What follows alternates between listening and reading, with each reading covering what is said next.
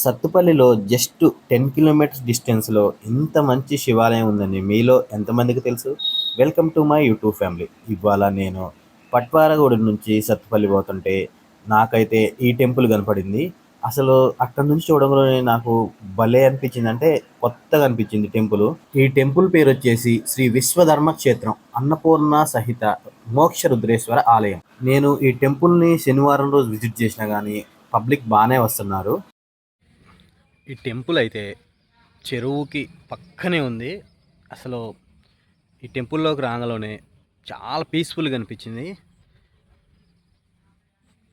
మొత్తం ప్రకృతి ఒడిలోనే ఉంది ఈ శివాలయం టెంపుల్. అంటే శివాలయంలో చాలా లింగాలు ప్రతిష్ఠించారు.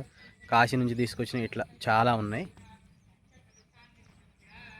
నాకు అన్నిటికన్నా నచ్చింది ఈ గుడి షేపు. నేను ఇంతవరకు ఈ ఈ టైప్లో ఎప్పుడు చూడలేదు. ఫస్ట్ టైం ఇప్పుడు చూడటం ఇలా. అంటే గుడి చూడటానికైతే చాలా బాగుంది. ఈ ఆలయం గురించి పూర్తి సమాచారం, అలాగే ఈ ఆలయంలో ఎప్పుడు ప్రత్యేకమైన పూజలు జరుగుతాయి, ఈ ఆలయం సమాచారంతో పాటు అసలు ఈ ఆలయ విశిష్టత ఏంటి, ఈ ఆలయం కట్టించిన వారి కుమారుడి మాటల్లో అయితే మనం అయితే తెలుసుకోవచ్చు. శ్రీమాత్రే నమః. ఈ దేవాలయం విశ్వధర్మ క్షేత్రం అని చెప్పేసి మన భారతదేశంలో హైందవ సాంప్రదాయము, మన సనాతన హైందవ ధర్మ విలువలు మన విశ్వానికి తెలియచేయాలని ఒక బృహత్ సంకల్పంతో ఆగమ వాస్తు జ్యోతిష్య సిద్ధాంతి బ్రహ్మశ్రీ వెల్లటూరి ప్రసాదాచారి గారు, మా నాన్నగారు, ఈ దేవాలయాన్ని స్వయంగా నిర్మాణం చేయడం జరిగింది. ముఖ్యంగా ఈ యొక్క క్షేత్రంలో మరకత శివలింగము, మరకత అన్నపూర్ణేశ్వరి అమ్మవారిని మనం ఇక్కడ ప్రతిష్ఠ చేసుకోవడం జరిగింది. శివ పరివారం అంటే గణపతి దేవాలయము, సుబ్రహ్మణ్యేశ్వర స్వామి దేవాలయము, అమ్మవారు, మోక్షరుద్రేశ్వర స్వామివారు ఇక్కడ ప్రతిష్ఠ చేయడం జరిగిందనమాట.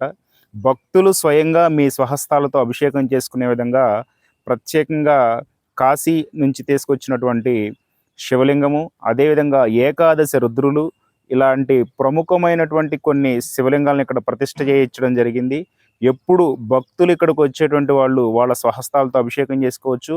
ముఖ్యంగా ఇక్కడ మేము గోశాల ఏర్పాటు చేసి గోశాల నిర్మాణం చేస్తున్నాము. ఇప్పటి వరకు ఒక 100 గోవులను ప్రజలకు ఉచితంగా ఇవ్వడం జరిగింది. అదేవిధంగా ఇప్పుడు ప్రస్తుతానికి ఒక 20 ఆవుల్ని మేము పోషిస్తున్నాము.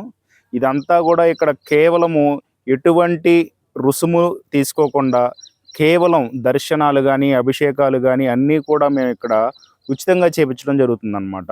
ఇది ఈ యొక్క దేవాలయం యొక్క ముఖ్య ఉద్దేశం. చెప్పండి, అక్కడ పూజలు జరుగుతున్నాయి. ఆ పూజల ప్రత్యేకత ఏంటి? లేకపోతే ఇక్కడ ఎక్కువ ఏ ఏ రోజు ఎక్కువ వస్తారు? శివరాత్రి రోజు ఎక్కువ వస్తారా? లేకపోతే కార్తీక మాసంలో ఎక్కువ వస్తారా? అంటే కొన్ని డేస్ ఉంటాయి కదా, స్పెషల్ డేస్. ఆ స్పెషల్ డేస్ ఏమైనా ఉన్నా కానీ చెప్పండి. ఇక్కడ మేము ఈ దేవాలయం నిర్మాణం చేసినటువంటి మా నాన్నగారు ఆగమ వాస్తు జ్యోతిష సిద్ధాంతి, అదేవిధంగా నేను ఆస్ట్రాలజరు. ఇక్కడికి వచ్చేటువంటి భక్తులు, మా క్లయింట్స్కి వారి యొక్క జీవితంలో ఎదుర్కొనేటువంటి సమస్యలకి పరిష్కారం ఉండాలి, జ్యోతిష్యపరంగా, వాస్తుపరంగా ధర్మ సందేహాలు, వాళ్ళకున్నటువంటి దోషాలు తొలగించాలనే ఒక బృహత్ సంకల్పంతో కూడా ఈ దేవాలయ నిర్మాణం ఒక భాగం. ముఖ్యంగా ప్రతి ఒక్కరి జాతకంలో వివిధ రకాల దోషాలు ఉంటాయన్నమాట. ఆ వివిధ రకాల దోషాలు తొలగించేటువంటి పద్ధతిలో ఇక్కడ నిత్యం కూడా నవగ్రహ శాంతి హోమాలు, జపాలు, దానాలు ప్రత్యేకంగా జరుగుతుంటాయి. ముఖ్యంగా ప్రస్తుత కాలంలో కాలసర్పదోషంతో చాలామంది ప్రజలు ఇబ్బంది పడుతున్నారు. అలాంటి కాలసర్పదోషం ఉన్నటువంటి వాళ్ళకి ప్రతి మంగళవారం కూడా సుబ్రహ్మణ్యేశ్వర స్వామి దేవాలయంలో ప్రత్యేక పూజా కార్యక్రమాలు నిర్వహించడం జరుగుతుంది. ప్రతి సోమవారం కూడా పరమేశ్వరుడికి ప్రత్యేకంగా అభిషేకం జరిపించటము, ప్రతి శనివారం శనిగ్రహ దోషాలు, ఏలినాటి శని, అర్ధాష్టమ శని, అష్టమ శనితో బాధపడుతున్నటువంటి వారికి ప్రత్యేకంగా శని దానాలు తీసుకోవడం జరుగుతుంది. ముఖ్యంగా ఇక్కడ దేవాలయంలో మన ఆంధ్ర, తెలంగాణ రాష్ట్రాల్లో ఉన్నటువంటి దేవాలయాల్లో కంటే కూడా అతిపెద్ద రాతి నంది విగ్రహాన్ని ఇక్కడ మీరు చూడొచ్చు. ఈ రాతి నంది విగ్రహానికి ప్రతి త్రయోదశికి, అమావాస్యకి, మాస శివరాత్రి రోజున ప్రత్యేకంగా అరుణాచలంలో మాదిరిగా ఇక్కడ అభిషేక కార్యక్రమం నిర్వహించడం జరుగుతూ ఉంటుందన్నమాట. ఇది మంచి ప్రత్యేకం. అదేవిధంగా కార్తీక మాసంలో ప్రతి కార్తీక మాసంలో పౌర్ణమి రోజు లక్ష దీపోత్సవం, కోటి దీపోత్సవం నిర్వహించేటువంటి ఆలోచనలు ఉన్నాయి, ప్రస్తుతం జరుగుతుంది. ఈసారి కార్తీక మాసంలో పౌర్ణమి రోజున కోటి దీపోత్సవం నిర్వహించాలనేటువంటి ఒక సంకల్పంతో మా దేవాలయం కమిటీ వారు అంతా ఉన్నారు. ఈ దేవాలయానికి ఇప్పటి వరకు వచ్చినటువంటి భక్తుల దగ్గర నుంచి నేను పర్సనల్గా తీసుకున్నటువంటి ఫీడ్బ్యాక్లో ఈ దేవాలయంకి రావడం కష్టం. వచ్చినటువంటి వాళ్ళకి మాత్రం ఖచ్చితంగా వారు కోరుకున్న కోరికలు తీరతాయని నాకు పర్సనల్‌గా చెప్పడం చాలామంది జరిగింది. వాస్తవంగా కూడా ఇది నేను పర్సనల్‌గా అనుభూతి చెందున్నానన్నమాట. ఇలాంటివి ఇక్కడ చాలా జరిగున్నాయి.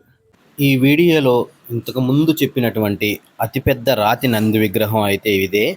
చాలా బాగుంది కదా. అలాగే ఇక్కడ సుబ్రహ్మణ్యేశ్వర స్వామి, నాగదేవత ఇలాంటి టెంపుల్స్ అయితే ఎన్నో ఉన్నాయి. ఇక్కడే శాంతి పూజ చేస్తున్నారు చూడండి.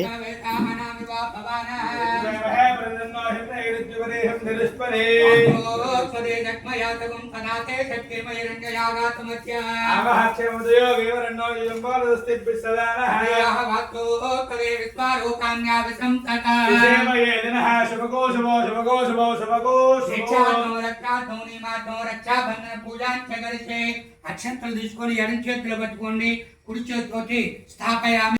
నా వీడియోస్ మీకు నచ్చినట్లయితే నా ఛానల్ అయితే సబ్స్క్రైబ్ చేయండి, లైక్ చేయండి, షేర్ చేయండి. Thanks for watching.